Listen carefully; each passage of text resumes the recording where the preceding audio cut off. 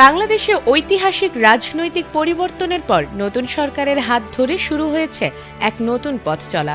আর এই যাত্রার শুরুতে বন্ধুত্বের হাত বাড়িয়ে দিয়েছে প্রতিবেশী দেশ ভারত। বিগত সময়ের টানাপোড়েন পেছনে ফেলে দুই দেশের সম্পর্ককে নতুন রূপ দিতে কাজ করছে ঢাকা ও নয়াদিল্লি।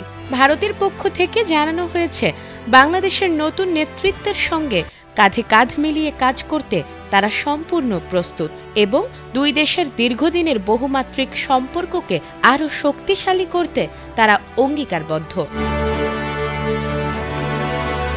শুক্রবার সাপ্তাহিক ব্রিফিংয়ে ভারতের পররাষ্ট্র মন্ত্রণালয়ের মুখপাত্র রণধীর জয়সওয়াল বলেছেন, বাংলাদেশের সাম্প্রতিক জাতীয় সংসদ নির্বাচনের পর ভারতের প্রধানমন্ত্রী নরেন্দ্র মোদী নতুন প্রধানমন্ত্রী তারেক রহমানকে অভিনন্দন জানিয়েছেন। তিনি জানিয়েছেন, 17 ফেব্রুয়ারি ঢাকায় শপথ গ্রহণ অনুষ্ঠানে ভারত সরকারের প্রতিনিধি হিসেবে উপস্থিত ছিলেন লোকসভার স্পিকার ওম বিড়লা। সেখানে তিনি প্রধানমন্ত্রী মোদীর ব্যক্তিগত চিঠি তারেক রহমানের হাতে তুলে দিয়েছেন এবং দ্বিপাক্ষিক বৈঠক করেছেন। চিঠিতে একটি গণতান্ত্রিক, প্রগতিশীল ও অন্তর্ভুক্তিমূলক বাংলাদেশের প্রতি ভারতের সমর্থনের কথা পুনর্ব্যক্ত করা হয়েছে। পাশাপাশি কানেক্টিভিটি, বাণিজ্য, প্রযুক্তি, শিক্ষা, দক্ষতা উন্নয়ন, জ্বালানি, স্বাস্থ্যসেবা ও সাংস্কৃতিক যোগাযোগ সহ বিভিন্ন ক্ষেত্রে সহযোগিতা বাড়ানোর আগ্রহ প্রকাশ করা হয়েছে।